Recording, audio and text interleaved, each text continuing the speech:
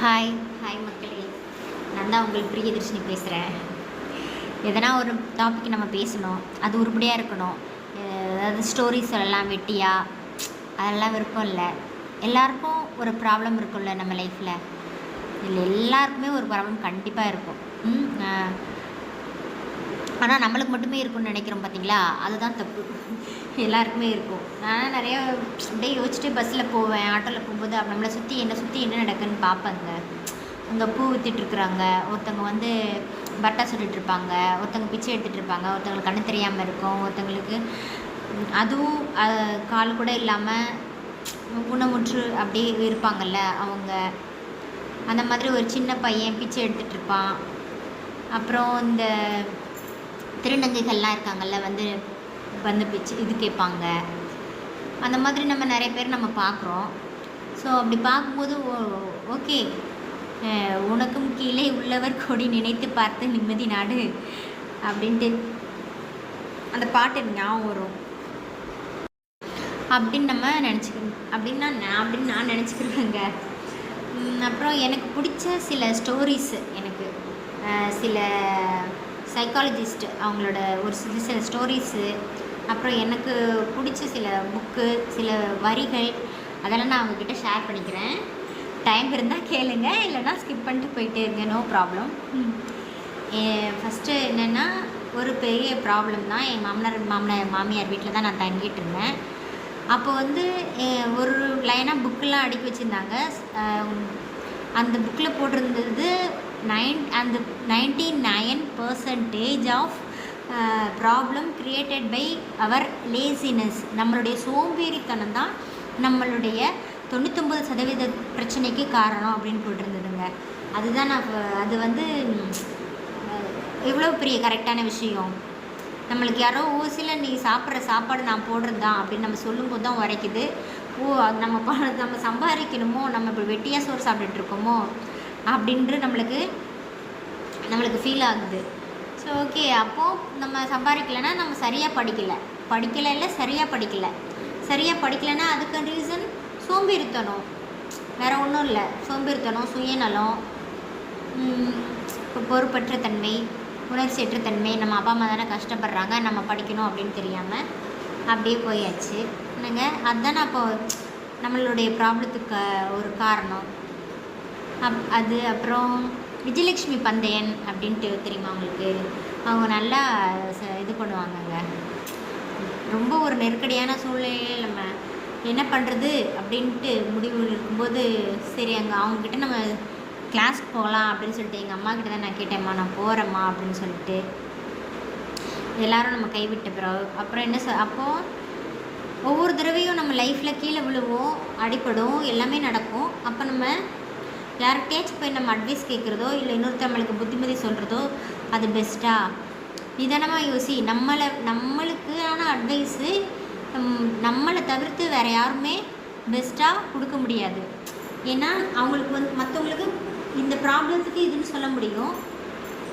ஆனால் நம்மளுக்கான இதையும் நம்மளால் மட்டும்தான் சொல்ல முடியும். நம்மளுக்கான அட்வைஸர் நம்மளை விட பெஸ்ட்டானவங்க யாரும் இல்லை அப்படின்னு சொன்னாங்க எங்கள் அம்மா. அது ரொம்ப பெஸ்ட்டான ஒரு வேர்டுங்க. அது எனக்கு பிடிச்சிருந்தது. அதனால நம்ம என்ன பண்ணணும் அப்படின்னு நம்மளுக்கு நம்ம யோசிக்கணும். அப்புறம் நான் டைப்பிங் கிளாஸ் போனேன். அப்போ எங்கள் குளோபல் இன்ஸ்டியூட் சார் சண்டே ஒரு கிளாஸ் எடுப்பார். ஒரு வேர்டு சொன்னாருங்க. என்ன சொல்லுவார்னா, எல்லாருக்குமே ஒரு மோட்டிவேஷனாக எப்பவுமே ஒரு ஸ்பீச் கொடுத்துட்டு தான் கிளாஸ் ஸ்டார்ட் பண்ணுவாங்க. இன்றைக்கி என்ன செய்யணுமோ அது செஞ்சால் நாளைக்கு என்ன நடக்கணுமோ அது சரியாக நடக்கும். இன்றைக்கி செய்ய வேண்டிய விஷயத்தை நம்ம சரியாக செஞ்சோம்னா நாளைக்கு என்ன நடக்குமோ அது சரியாக நடக்கும். இதுக்கு என்ன அர்த்தம்ன்ட்டு நம்ம வீட்டில் நம்ம நிறைய யோசிச்சுங்க. நீங்களும் யோசிங்க அதுக்கு என்ன அர்த்தம்னு. யோசிச்சிங்கன்னா நீங்கள் ஜெயிச்சிட்டிங்கன்னு அர்த்தம். அந்த ஒரு இதுங்க. அப்புறம் MS உதயமூர்த்தி எண்ணங்கள் புக்கில் ஒரு வேர்டு, ஒரு சென்டென்ஸ் எனக்கு ரொம்ப பிடிச்சிருந்தது. எல்லாருமே ஆண்களுக்கு தான் ரெஸ்பெக்ட் கொடுக்குறாங்க இந்த உலகமே, இந்த வேர்ல்டே எல்லாருமே. அப்போ ஆண்கள் தான் பெருசு, நம்ம பொண்ணாக்கு வந்துட்டோம் அப்படின்னு நினைக்கிறது கிடையாது. ஆண்களுக்கு ரெஸ்பெக்ட் கொடுக்கல, ஆண்களின் பின்னாடி இருக்கிற பணத்துக்கு தான் இங்கே ரெஸ்பெக்ட்டு. இங்கே ஒரு பொண்ணு தான் வாரிசாக இருக்குது ஒரு பெரிய பணக்காரங்களுக்கு. அப்போது அந்த பொண்ணுக்கு கிடைக்கிற இதை பாருங்கள், ரெஸ்பெக்ட் பாருங்கள். ஆமாம் இல்லைங்க, அது உண்மை தானே. அது ஒன்று. அப்புறம் அந்த கே பாலச்சந்தர் படம் பார்ப்பீங்களா? அதில் வந்து ஒரு வீடு இருவாசல் அப்படின்னு சொல்லிட்டு ஒரு படம் இருக்குது. அதில் ஒரு பொண்ணு பயங்கரமாக அவங்க ஹஸ்பண்ட் வந்து குடும்பப்படுத்துவாங்க. அது வந்து சீனியர் ஆர்டிஸ்ட்டாக இருக்கும். அப்புறம் அதுலேருந்து எப்படி இது பண்ணுறதுன்னு தெரியாமல் இருப்பாள். அப்புறம் அதுக்கப்புறம் அந்த பொண்ணு எம்ஏ படிக்கும், எம்ஃபில் பிஏ படிக்கும், எம்ஏ படிக்கும், அப்புறம் பிஎல் எம்எல் அப்படின்னு படித்து லாயர் ஆகிடுவா. அப்புறம் அந்த இருக்க எல்லா பிரச்சனையும் அவங்க ஹஸ்பண்ட்லேருந்து ஒரு குழந்தைய, அனாதை குழந்தைய தத்தெடுத்து வளர்ப்பாள். அப்போ லாஸ்ட்டில் இந்த கிளைமேக்ஸில் வந்து ஒரு நாய் பயங்கரமாக துரத்திட்டு ஓடிக்கிட்டே வரும். அவள் ஓடிக்கிட்டே போவாள். அதுக்கு முடிவே கிடையாது, அதை துரத்திக்கிட்டே தான் வரும். அப்படி திரும்பி நின்று அதை பார்த்து மறப்பா. அந்த நாய் அப்படியே பயந்து போய் நின்றுடும். அந்த இது எனக்கு அது ரொம்ப ரொம்ப பிடிக்குங்க. ஸோ வந்து பணம் சம்பாதிக்கணும் நம்ம. அதுக்கு வந்து ரொம்ப ஈஸியான வழி, ஈஸியஸ்ட் வே வந்து படிப்பு தாங்க. படிப்பு மூலமாக தான் நம்ம ஈஸியாக பணம் சம்பாதிக்கலாம். இல்லை தொழில், பிஸ்னஸ்ஸு, நிறைய ஐடியாஸ் இருக்குது. ஆனாலும் அதெல்லாம் ரொம்ப லேட் ஆகும். படிப்பு மட்டும்தான் நம்மளுக்கு வந்து ஒரு நாலேஜையும் கெயின் பண்ணும். அதே சமயத்தில் அதனால தான் படி அப்படின்னு சொல்கிறாங்க போல். என்ன பண்ணுறது, லேட்டாக தான் புரியுது. அப்புறம் யாருக்கெல்லாம் கீர்த்தன்யா அவங்க தெரியும், அவங்க ஸ்பீச் நான் கேட்பேங்க அடிக்கடி. அவங்க வந்து என்ன அடிக்கடி அவங்க ஒரு ஸ்டோரி சொல்லுவாங்க. ஒரு கோயிலில் வந்து ஒரு யானையை கட்டி போட்டிருக்காங்க. அந்த கோயில் யானைன்னா பார்த்தா நம்மளுக்கு பயம் இருக்காது. நம்ம போய் சாமி கும்பிடுவோம், எல்லாம் பண்ணுவோம், வந்துடுவோம். அந்த கோயில் யானை தன்னோட லைஃப்பை வாழுதா? இல்லை, அது என்னமோ பண்ணுது, ஏதோ வாழுது, ஏதோ இது வந்து ஒரு காட்டு யானைக்கு உள்ள ஒரு இது அதுக்கு கிடையாது. ஒரு தைரியமோ ஒரு அதோட ஹாப்பினஸ் இல்லை. அது ஏதோ வாழுது, அவ்வளோதான். அதையே கட்டி போடாமலே அந்த செயினை வந்து கட்டி போடாமல் அப்படியே கழட்டி விட்டு வச்சுருந்தாங்க. சரி, அதை கட்டி போடுங்க அப்படின்னாலும் அப்படின்னு நம்ம அப்படின்னு ஒரு குழந்தை கேட்குதான். அப்போது இல்லை, அது கட்டி போட தேவையில்லை, அதுக்கு வந்து நம்மளை வந்து எதுவுமே செய்யாது. ஏன் அது எதுவுமே செய்யாது? ஏன்னா அது சின்ன வயசில் அது பிறந்து குழந்தையாக இருக்கும்போதே, குட்டியாக இருக்கும்போதே வந்து கூட்டிகிட்டு வந்துட்டாங்க அந்த கோயிலில். குட்டியாக இருக்கும்போதே ஒரு செயினை போட்டு கட்டி போட்டோம். அதுக்கு எதிர்த்தாப்பில் அதே மாதிரி ஒரு செயினை போட்டு அது கண்ணு முன்னாடி கட்டி வச்சிட்டோம். அப்போது சின்ன வயசில் அந்த காலை இழுத்து ஃபோர்ஸ் பண்ணி தள்ளி பார்த்துருக்கு. அதால் முடியவே இல்லை. குட்டி இல்லை, அதால் முடியலைல்ல. அதனால ஸோ அதை வந்து அப்படியே விட்டுடுச்சு. ஸோ அது பெருசாகிடுச்சு. பெருசானதுக்கப்புறம் அந்த செயினை மட்டும்தான் அது கண்ணில் காமிச்சிட்டு அந்த இடத்துல போட்டுருவாங்க. அந்த ஜானியை கட்டியே போட மாட்டாங்க. அப்படி கட்டி போட்டாலும் அதால் இப்படி உடச்சிக்கிட்டு வெளில வர முடியும். ஆனால் அந்த யானை அப்படி செய்யாது. ஏன் அப்படி செய்யாது? ஏன்னா சின்ன வயசில் அதை இழுத்து பார்த்ததுக்கு அதால் இழுக்க முடியல. ஸோ தன்னால் இப்பயும் அந்த செயினை இது பண்ணிட்டு வர முடியாது. அது மனசில் அந்த யானை மனசில் அப்படி பதிஞ்சிருச்சு. சின்ன வயசில் ஒரு முடியாத விஷயம் இப்பயும் முடியாது அப்படின்னு சொல்லிட்டு. இந்த கோயில் யானை மாதிரி தான் நாமெல்லாம் இருக்கிறோம் அப்படின்வாங்க. அப்படின்ற மாதிரி தான். ஆமாம், ஒரு மேக்ஸ் வராதுன்றாங்க. உனக்கு வராதுன்னு நம்ம சொன்னால் நம்ம வீட்டில் சொல்கிறாங்க. அதனால் அப்படி நம்ம விட்டுடுறோம். இன்னும் கொஞ்சம் நம்ம எஃபர்ட் போடணும். வேறு செல்லு பார்க்கணும், 2-3 புக்கை பார்க்கணும், நம்ம மிஸ்கிட்ட போய் கேட்கணும் இதில் என்ன அப்படின்னு நம்ம வெரிஃபை பண்ணணும். அதுக்கான எஃபர்ட் அதிகமாக போடணும்னு நம்ம மைண்டு யோசிச்சுதா? இல்லை இது வராது அப்படின்னு சொல்லிட்டு நம்மளுக்கு அந்த கோயில் யானை மாதிரி நம்மளை நினச்சிக்கிறோம். ஸோ நிஜத்துக்கை விட நினப்புக்கு தானே நம்மளுக்கு சக்தி அதிகம் அப்படின்னு அடிக்கடி சொல்லுவாங்க. அப்புறம் இன்னொரு ஸ்டோரி சொல்லுவாங்க. ஒரு தவளை வந்து தண்ணிக்குள்ளே போட்டு லைட்டாக ஹீட் பண்ணுறாங்க ஸ்டவ்வில். லைட்டாக அப்படியே ஹீட் ஆகிக்கிட்டே இருக்குது. அந்த தவளையால் வெளில வர ட்ரை பண்ணிகிட்டே இருக்குது. ரொம்ப பயங்கரமாக ஹீட் ஆன உடனே அது அந்த கொதி நீரை தாங்க முடியாமல் அந்த தவளை வந்து அதுலேருந்து அந்த தண்ணியிலேருந்து வெளில வந்து தப்பிச்சு ஓடிடுச்சு. ஜாலியாகிடுச்சு. இப்போது அந்த ஸ்டவ் வந்து கொஞ்சமாக மிதமான சூட்டில் வச்சோடனே லைட்டாக தான் சூடு ஏறிட்டே இருக்கும், ரொம்ப ஹீட் ஆகாது. அப்போ அந்த சூடு அப்படியே மிதமாக இருக்கும்ல, அதுக்கு அந்த சூட்லேயே அப்படியே இருந்திருக்கு. லைட்டாக தானே சுடுது, நல்லா இருக்கே, இதமாக இருக்கே, இதமாக இருக்கே அப்படின்னு சொல்லிட்டு அந்த தவளை இருந்துகிட்டே இருக்குமா. அப்படியே கொஞ்சம் கொஞ்சமாக அப்படியே அந்த இதுலேயே இருந்து அந்த தவளை இறந்துடுமா. இது என்னென்னா, நம்ம வந்து ஒரு கூண்டுக்குள்ளே ஒரு அடிமையாக ஒரு இதுவே இல்லாமல் நம்ம வாழ்ந்துட்டுருக்கோம் அப்படின்னே தெரியாமல், ஓகே ஜாலியாக 3 வேளை சாப்பாடு கிடைக்குதா, நமக்கு ஜாலியாக இருக்கா, நம்ம வாட்டுக்கு இருக்கிறோம் அப்படின்ட்டு இருக்கிறாங்கல்ல, அவங்களுடைய லைஃபே அவங்க வாழாமல் 4 சுவத்துக்குள்ளேயே இருந்துட்டு அப்படியே இறந்தே போயிடுறாங்க. இல்லை இந்த சூடு நம்மளே அழிச்சிரும் அப்படின்னு சொல்லிட்டு அது அதிகமாக ப்ராப்ளம் வருதுல்ல, அவங்களாம் சந்தோஷப்பட்டுக்கணும். ஓஹோ அப்போ ஆத்தாடி பயங்கரமாக சுடுது அப்படின்னு சொல்லிட்டு அதுலேருந்து நம்ம தப்பிச்சு வெளில வந்துடுறோம். வெளில வந்துட்டு அழகாக ஜாலியாக இந்த உலகத்தில் ஜாலியாக ஆட்டமாக தேரோட்டம் அப்படின்னு ஜாலியாக பாட்டு பாடிட்டு இருக்கலாம். இந்த ஸ்டோரிஸ் எல்லாம் எனக்கு ரொம்ப பிடிக்குங்க. அதுக்கப்புறம் இப்போது வாங்க கரண்ட்டாக நம்மால் யார், விஜய் என்ன சொல்லுவார், வாழ்க்கை ஒரு வட்டம், அதில் ஜெயிக்கிறவன் தோப்பான், தோக்குறவன் ஜெயிப்பான். அந்த டைலாக் ரொம்ப பிடிக்குங்க. இன்னொன்று, வெற்றி தோல்வி வந்து லைஃப்பில் வந்து வரும், மாறி மாறி வரும். கண்டிப்பாக வெற்றியே யாருக்கும் வராது, தோல்வியே யாருக்கும் வராது, அது சான்ஸே கிடையாது. ஸோ வெற்றியும் நிரந்தரம் இல்லை, தோல்வியும் நிரந்தரம் இல்லை, நம்மளுடைய முயற்சி மட்டுமே நிரந்தரம். நம்ம செய்ய வேண்டிய வேலைகளை நம்ம விடாமல் செஞ்சுக்கிட்டே இருக்கணும். அது எவ்வளோ பெரிய இது இல்லை, நம்மளுடைய முயற்சியை மட்டும் நம்ம விடாமல் என்றைக்குமே செஞ்சுட்டே இருக்கிறது நல்லது. அப்புறம் அழகன் படம் பார்த்துருக்கீங்களா?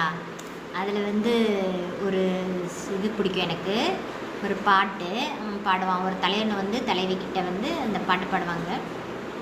என்ன பாட்டு? ஜாதி மல்லி பூச்சரமே, தங்கத்தமிழ் பாச்சரமே, ஆசை என்ன ஆசையடி, அவ்வளவு ஆசையடி, என்னென்ன முன்னே வந்து அப்படின்னு சொல்லிட்டு அந்த வரும். அதில் வந்து எனது வீடு எனது வாசல் என்று வாழ்ந்திடக்கூடுமோ, இருக்கும் 4 சுவற்றுக்குள்ளே வாழ நீ ஒரு கைதியா, தேசம் வேறல்ல தாயும் வேறல்ல ஒன்றுதான் தட அப்படின்ட்டு வரும் இல்லைங்க. அதாவது நம்ம 4 சவுத்துக்குள்ளே இருக்கிறதுக்கு நம்ம என்ன கைதியா இல்லை. அப்புறம் என் ஃப்ரெண்டு ஒருத்தங்க சொல்லுவாங்க, அது நாமளும் படித்தோம் அப்படின்னு படிக்காமல் நம்மளை மாதிரி யாரும் படிக்கூடாது, அப்படி படிக்கணும். நல்ல சென்டென்ஸ் இல்லை, படிக்கணும்னா அப்படி படிக்கணும், அப்புறம் தான் நம்ம நல்லா இருக்க முடியும். அது மாதிரி எந்த ஒரு விஷயம் செஞ்சாலும் நம்மளை மாதிரி யாரும் செய்யக்கூடாது, அந்த மாதிரி செஞ்சிடணும். சமையலாகட்டும் எதாக இருக்கட்டும். இந்தங்க அப்புறம் பிரவீன் சுல்தான் மேம், இப்போ அவங்க வந்து ஜெயிக்கணும், எல்லாரும் ஜெயிக்கணும்னு சொல்கிறாங்க, படிக்கணும், ஜெயிக்கணும். எதுக்கு இதெல்லாம் செய்யணும்னா, நாம் என்ன சாப்பிட்ணும், நம்ம எப்படி இருக்கணும், நம்ம என்ன ட்ரெஸ் பண்ணணும், எல்லாமே நாம் டிசைட் பண்ணணுமா இல்லை அடுத்தவங்க டிசைட் பண்ணணுமா? நம்ம டிசைட் பண்ணணுன்னா ஜெயிக்கணும், அதுக்கு தான் படிங்க ஜெயிங்க அப்படின்னு சொல்கிறதுக்கு அது அர்த்தம். ஆமாம், நம்மளுக்கான ஒரு வட்டத்தை நம்ம தானே ஒரு வட்டம் நாம் தான் போட்டுக்கணும். நம்மளுக்கு வந்து இது ஆணோ பெண்ணோ இல்லை, இது பொதுவான ஒரு விஷயந்தான், அதை நாம் தான் நம்மளுக்கான சுற்றி போட்டுக்கணும். இன்னொருத்தர் போட்டால் அது பேர் வேலி, அதுக்கு பேர் ஜெயிலு, நம்ம போட்டால் தான் அதுக்கு பேர் வேலி.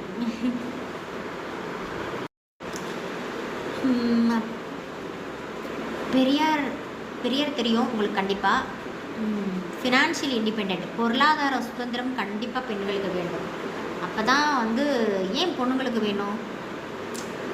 பொருளாதாரத்தில் நம்மக்கிட்ட பணம் இருந்தால் தானேங்க நம்ம இது பண்ண முடியும், நம்ம காப்பாற்றிக்க முடியும். இல்லைன்னா ஒருத்தருக்கு நம்ம இதுவாக தான் எடுக்க முடியும். இந்த சமுதாயத்தில் என்ன பண்ண முடியும்? இப்போ நம்ம ஒரு ஏழை பொண்ணாக இருந்து இழுத்து பூத்திக்கிட்டு போனால் கூட அந்த பொண்ணுக்கு ஆபத்து தான். நீங்கள் இதுவே ஒரு பணக்கார பொண்ணாக இருந்து நீங்கள் எதுவுமே இல்லாமல் போனால் கூட ஒன்றும் பிரச்சனை கிடையாது. ஏன்னா அவங்க பயப்படுவாங்க, சுற்றி இருக்கவங்க, ஐயோ ஆத்தாடி அப்படின்ட்டு. ஏன்னா எல்லாருமே போலீஸ் ஃபோர்ஸு எல்லாம் இருக்கும். ஸோ நம்மளுக்கான ஒரு சேஃப்டி வேணுன்னா கூட நமக்கு பணம் இருக்கிறது ரொம்ப முக்கியம் இல்லை. எனக்கு ஒரு ஃப்ரெண்டு இருக்காங்க, காலேஜ் படிக்கும்போது வினோன்னு ஒரு பொண்ணு. பாண்டிச்சேரியில் அன்னைன்ட்டு ஒரு ட்ரஸ்ட்டு மாதிரி ஒன்று இருக்குது. அது எனக்கு என்னென்னு தெரியாது அந்தளவு. பட் அவங்கக்கிட்ட என்ன வேணுனாலும் நடக்கும் அப்படின்ற மாதிரி. அப்போது அந்த ஒரு பேப்பரில் எழுதி கொடுத்தா அவங்க வந்து பூஜை பண்ணிவிட்டு அதுலேருந்து பூ வச்சு கொடுப்பாங்களாம். அப்போ அதில் என்ன எழுதுறதுன்னு தெரியல எனக்கு. சரி நல்லா படிக்கணும், இது கொஞ்சம் புரிய மாட்டேங்குது அப்படின்னு சொல்லிட்டு எழுதலான்ட்டு பார்த்தேன். அவள் இப்போ சொன்னான் கூட நான் எழுதுறேன்ட்டு எனக்காக அவள் எழுதுனா, எனக்கு சுதந்திரம் வேணும், எனக்கு ஃப்ரீடம் வேணும். எனக்கு ஃப்ரீடம்னா என் ஃப்ரெண்டு எழுதுறான். எனக்கு ஃப்ரீடமா? ஏம்மா எனக்கு அது புரியவே இல்லை. ஏன் அப்படி எழுதுற அப்படின்னா, ஆமாம் நான் சினிமாவுக்கு வாங்க, நம்ம வாடா நம்ம சினிமாக்கெல்லாம் கேர்ள்ஸ் மட்டும்தான் சினிமாவுக்கு போகலான்னா எங்கள் வீட்டில் திட்டுவாங்கன்ற. சரி கோயிலுக்கு போனான்னா எங்கள் வீட்டுக்கு திட்டுவாங்கன்ற. கிளாஸ் எனக்கு புரியல. ஸோ எக்ஸ்ட்ரா டைம் வந்து 2:45 முடிஞ்சிடும். சரி அதுக்கப்புறம் வந்து எங்கள் மிஸ்ஸுங்கிட்ட போய் கேட்டு படிக்கலாம் அப்படின்னாலும் எங்கள் வீட்டில் திட்டுவாங்கன்ற. அப்போ இதுக்கு பேர் என்னது அப்படின்னு. ஓ ஆமாம்ல, அது வரைக்கும் எனக்கு புரியவே இல்லைங்க. நம்ம எப்படி இருக்கிறோம் அப்படின்றது. அந்த பொண்ணு தான் எங்கள் வாழ்க்கையில் வந்து விளக்கேற்றி வச்சான்னு சொல்லலாம். அப்போ தாங்க நான் அதை எழுதி போட்டேன். உண்மையே அந்த இது அவங்க வந்து பூஜை பண்ணிட்டு அதுக்கப்புறம் இது ரிட்டன் அனுப்புனாங்க. அது அவங்க கடவுள் அப்படிலாம் எதுவும் சொல்லலை நான். அந்த மாதிரி நம்ம எப்படி இருக்கோம் அப்படின்றது நம்மளுக்கு தெரியாமல் இருக்கும். நம்ம ஃப்ரெண்டோ யார் மூலமோ நம்மளுக்கு வந்து ரியலைஸ் பண்ண வைப்பாங்க. அந்த மாதிரி தான் அந்த பொண்ணு. பேர் வினோ. இப்போது நம்ம எல்லாருக்கும் பிடிச்ச விஜயகாந்த் சார், அவர் சொன்ன இது அப்படி நம்ம கஷ்டப்பட்டோம், எல்லாம் பணம் சம்பாதிச்சிட்டோம். ஒரு தேவைக்கு நம்மளுக்கு வந்து முடிவே கிடையாது. அடுத்தடுத்த தேவை வந்து வந்துக்கிட்டே தான் இருக்கும். ஆனாலும் நம்ம எதையும் எடுத்துகிட்டு போக போகிறதில்ல. ஸோ அப்படின்னு நம்மளுக்கு நிறைய இது வந்தால் கூட 4 பேருக்கு நல்லது செய்யணும். அவர் தனக்கு அப்படின்னு யோசிச்சதே இல்லைங்க. இப்போ யாரோ கஷ்டம்னு போய் கேட்டால் இல்லைன்னே சொல்ல மாட்டார். அவர் வழியே போய் எல்லாருக்கும் ஹெல்ப் பண்ணுற ஒரு கேரக்டர். அது நான் எவ்வளோ பெரிய விஷயம் இல்லைங்க. அந்தளவு நம்மளால் முடியாது, ஆனால் ஏதோ கொஞ்சம் ட்ரை பண்ணலாம். இப்போ எங்கேயாவது யார் என்ன கேட்டாலும் உங்கள்கிட்ட 10 ரூபா நீங்கள் ஒரு சம்பாதிக்கிறீங்கன்னா அதில் 1 ரூபா கொடுக்கலாம். அதில் என்ன ஆகிட போகுது? இவங்க நம்மளை ஏமாத்துறாங்க, அவன் கண்ணு தெரியும் ஆனால் தெரியாத மாதிரி நம்மக்கிட்ட காசு வாங்குறான். இருந்துட்டு போகுது. நீ என்ன லட்சக்கணக்கில் கொடுக்க போகிற? நீ கொடுக்குற நம்ம கொடுக்க போகிற ஒரு 10 ரூபாய்க்கு இவ்வளோ யோசனைலாம் யோசிக்கிடாதுல்ல. விஜயகாந்த் சாரோட அந்த இது ரொம்ப பிடிக்கும். இப்போ ஒரு காமெடி வந்தது இல்லைங்க. நான் வந்து சின்ன வயசில் ரொம்ப நினைப்பேங்க, நம்ம வந்து பெரிய ஆளாகி அப்படியே அனாதை குழந்தைகளெல்லாம் இருக்கவே கூடாது, நான் அனாதைகளே இல்லாமல் உருவாக்கிடணும். அது மாதிரி ஏழைகள்லாம் இருக்கக்கூடாது, பணக்கார ஆக்கிடணும், 4 பேருக்கு நல்லது செய்யணும் அப்படின்லாம் பயங்கரமாக. ஆனால் பெருசானதுக்கப்புறம் தான் தெரியுது, அந்த 4 பேரில் ஒருத்தங்க வேறு யாரும் கிடையாது, அது நானே தான் அப்படின்னு. அது நானே தாங்க, அது நாம் தாங்க. நம்மளை இன்ஸ்பயர் பண்ணுறதுக்கு வெளியில் சினிமாக்காரங்க இல்லை புக் எழுதுகிறவங்க, ஆத்தர்ஸு, பெரிய ஆளுங்க தான் இருக்கணும்னு அவசியம் இல்லைங்க. நம்ம நியரஸ்ட் நம்ம பக்கத்துலேயே இருக்கிறவங்களே நிறைய இருப்பாங்கங்க. எனக்கு தெரிஞ்சு எங்கள் பக்கத்து வீட்டில் ஒரு பாட்டி இருக்காங்க. அவங்க பயங்கர ஹாப்பியாக இருப்பாங்க. ஒரு கோலம் பார்த்தாங்கன்னா அது ஒரு 10 கோலம் பார்த்தாலும் ஒரு 2 செகண்ட் பார்த்தாலும் அது நல்லா அவங்க மனசில் பதிஞ்சிட்டு அதை எக்ஸாக்டாக அப்படியே அதை வரைவாங்கங்க. அதே மாதிரி சமையலும் கூட அவங்க தான் அவங்க மருமகளை பார்த்துக்குறாங்க, மருமகளை படிக்க வச்சாங்க, வேலைக்கு அனுப்புகிறாங்க, காலையில் சமைச்சிருவாங்க, வந்தவுடனே சமைச்சிருவாங்க, பிள்ளைகளை பார்த்துப்பாங்க. அதனால் அப்படி அது வந்து அடிமைத்தனம் இல்லை, அது வந்து இது அவங்களுடைய சந்தோஷம். அதை ஃபுல்ஃபில்லாக அவங்க செய்கிறாங்க. அவங்க கான்ஃபிடண்ட்டாக இருக்காங்க, நான் இது செஞ்சாலும் நல்லா பண்ணுவேன் பிரியா அப்படின்னு சொல்லிட்டு. ஸோ அவங்க ஒரு இது இல்லைங்க, சூப்பர் இல்லைங்க. அப்புறம் ஹேமா அப்படின்ட்டு ஒருத்தவங்க பார்த்தங்க, நாங்கள் பெரம்பூரில் இருக்கும்போது எப்பவுமே சுறுசுறுப்பாக இருப்பாங்க. அங்கே காலையில் 4 மணிக்கு அவங்க பிள்ளைங்களை கொண்டு போய் ஒரு பையன் கிரிக்கெட் விளையாட அனுப்பிடுவாங்க. இன்னொரு பையனும் வேறு ஏதோ அத்லெட்டிக்கில் ஒன்று சேர்த்துருக்காங்க, அவனை அனுப்பிச்சிருவாங்க. அப்புறம் 2 மணி வரைக்கும் என்ன பண்ணியிருப்பாங்க, மார்கழி மாதம்னா அவ்வளோ பெரிய கோலம் அவ்வளோ அழகாக போடுவாங்கங்க. செமையா அப்படி இருக்கும். அந்தளவு அந்த அந்த கோலம், அந்த கலரு அதெல்லாம் கொடுத்துட்டு மறுபடியும் வந்து எப்பவுமே ஒரு நிமிஷம் கூட சும்மா இருந்ததே இல்லை. அங்கேயும் போய்கிட்டே இருப்பாங்க. அதே சமயத்தில் பக்கத்தில் இருக்கவங்களுக்கும் நல்லா இது பண்ணுவாங்க. நான் எங்கேயாவது நின்றுட்டு இருந்தால் வாமா அப்படின்னு சொல்லி கூட்டிகிட்டு போவாங்கங்க. ஸோ இவங்கெல்லாம் ஒரு இன்ஸ்பிரேஷனில். அது மாதிரி உங்கள் பக்கத்துலேயும் யாராவது இருப்பாங்க பாருங்களேன். நம்ம எங்கேயோ தேட வேணாம் இன்ஸ்பிரேஷனுக்கு, நம்மளை சுற்றியே இருப்பாங்க. இப்போ சொல்லப்போது வந்து இது நானாக சின்ன வயசுலேருந்தே யோசிச்சதுங்க. இது நடந்தால் தான் நம்ம லைஃப்பில் சந்தோஷமாக இருப்போம்னா எதையுமே தீர்மானிச்சக்கூடாது. ஏன்னா எது நடந்தாலும் இன்னொரு பிரச்சனை வரதான் போகுது, மறுபடியும் இன்னொன்று வரதான் போகுது. பிரச்சனையோ இது இன்னொன்று வரல, நம்ம லைஃப்பில் வரதான் போகுது. ஸோ எது நடந்தாலும் இந்த நிமிஷம் நான் ஹாப்பியாக இருப்பேன். நான் என் சந்தோஷத்தை யாருக்காகவும் எதுக்காகவும் விட்டு கொடுக்க மாட்டேன். நான் சந்தோஷமாக இருப்பேன். சொல்லுங்கள் என் கூட, நான் சந்தோஷமாக இருப்பேன். இப்போ சந்தோஷமாக இருக்கிறேன், இனிமேட்டும் சந்தோஷமாக இருப்பேன். என்ன ப்ராப்ளம்னாலும் அதுக்காக நம்ம என்ன செய்யணுமோ அதை தான் செய்யணும். நம்ம கவலைப்படுறதுனால என்ன ஆகிட போகுது? இந்த ப்ராப்ளம் சரியானதுக்கப்புறம் தான் நான் சந்தோஷமாக இருப்பேன்னா நம்ம எந்த ஜென்மத்தில் சந்தோஷமாகவே இருக்க முடியாதுங்க. ஸோ அடுத்தவங்களை அழிக்காமல் நம்மளுடைய சந்தோஷம் இருக்கட்டும். என்ன சொல்லுவார் நம்ம விஜய், சாரிங்க நம்ம அஜித் என்ன சொல்லுவார், வாழ விடு அப்படின்னு. அதுதான் ஹாப்பியாக இருப்போம், சந்தோஷமாக இருப்போம், எப்போவும் சந்தோஷமாக இருப்போம். பாய்.